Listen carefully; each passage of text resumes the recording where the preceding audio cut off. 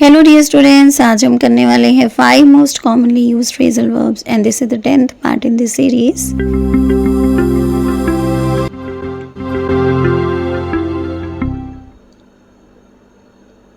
Number 1, be over.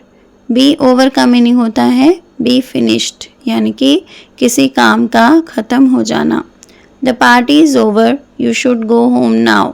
इसका meaning है कि पार्टी ओवर हो गई है, यानी कि फिनिश हो गई है, अब आपको घर जाना चाहिए। ओके, बी ओवर बहुत ही ज़्यादा कॉमनली यूज फ्रेजल वर्ब है, जिसका मीनिंग आपको अच्छी तरह से समझ में आना चाहिए। आप भी अपनी तरफ से कोई सेंटेंस बना सकते हो और उस सेंटेंस को आप मुझे कमेंट बॉक्स में भेज सकते हो। ओके, अब हम देखने वाले हैं सेकंड फ्रेजल वर्ब, जिसका मीनिंग और सेंटेंस मैं आपको दिखाऊंगी और आपने उसे ध्यान से समझना है। ओके, और उसे प्रैक्टिस भी करना है। तो चलिए बढ़ते हैं सेकंड फ्रेजल वर्ब की तरफ।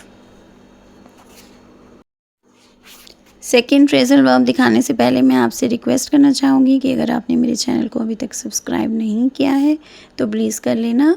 तो चलिए देखते हैं हम सेकंड फ्रेजल वर्ब। नंबर 2 है ब्रिंग अप। ब्रिंग अप का मीनिंग होता है take care of a child until it is an adult, यानी कि किसी बच्चे को लुक आफ्टर करना, उसका ध्यान रखना जब तक कि वो एडल्ट नहीं बन जाता, यानी कि 18 ईयर्स का नहीं हो जाता। When her husband died she had to bring up her son alone. इसका मीनिंग है जब उसके हस्बैंड की डेथ हुई थी, उसे अपने बेटे को अकेले ही बड़ा करना था। ओके, तो ब्रिंग अप को आप हिंदी में ऐसे भी बोल सकते हो, किसी बच्चे को बड़ा करना, उसकी देख रेख करना जब तक कि वो एडल्ट नहीं हो जाता। ओके, तो ब्रिंग अप भी बहुत ही ज़्यादा कॉमनली यूज फ्रेजल वर्ब है, जिसका मीनिंग आपको अच्छी तरह से समझ में आना चाहिए और इसका यूसेज भी आपको पता होना चाहिए कि किस तरह से हम इसे यूज़ करते हैं सेंटेंस में। तो चलिए अब हम बढ़ते हैं थर्ड फ्रेजल वर्ब की तरफ। नंबर 3 है कैरी ऑन। कैरी ऑन का मीनिंग होता है कंटिन्यू डूइंग समथिंग।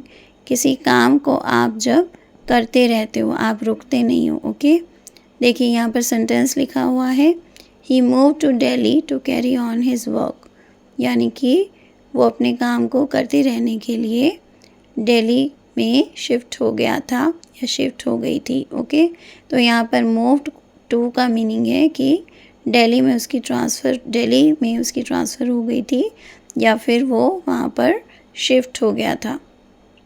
तो अभी हम बढ़ने वाले हैं फोर्थ फ्रेजल वर्ब की तरफ। आई होप आपको कैरी ऑन का मीनिंग अच्छी तरह से समझ में आ गया है, जब आप कोई काम करते रहते हो। अब हम देखते हैं नंबर 4 कैरी आउट। देखिए यहाँ पर कैरी आउट लिखा हुआ है, इसका मीनिंग होता है टू डू और कंप्लीट समथिंग, किसी काम को करना या उसे कंप्लीट कर लेना।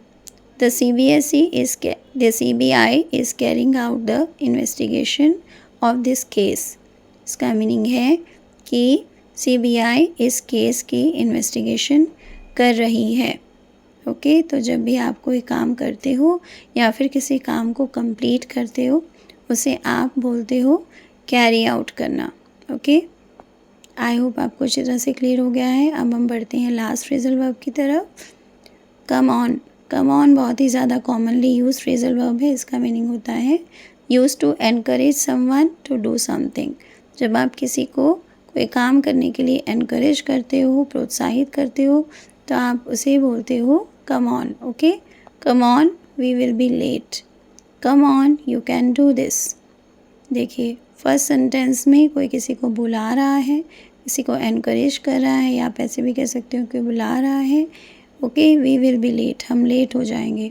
और नेक्स्ट सेंटेंस में कोई किसी को एनकरेज कर रहा है, कम on you can do this. Okay, यहाँ पर किसी को एनकरेज करने के लिए, इंस्पायर करने के लिए या फिर मोटिवेट करने के लिए ये लिखा गया है you can do this. Okay, I hope आज का लेसन आपको अच्छी तरह से समझ में आ गया है। Thanks for watching, keep learning, see you in the next video. Please subscribe to my channel. Thank you.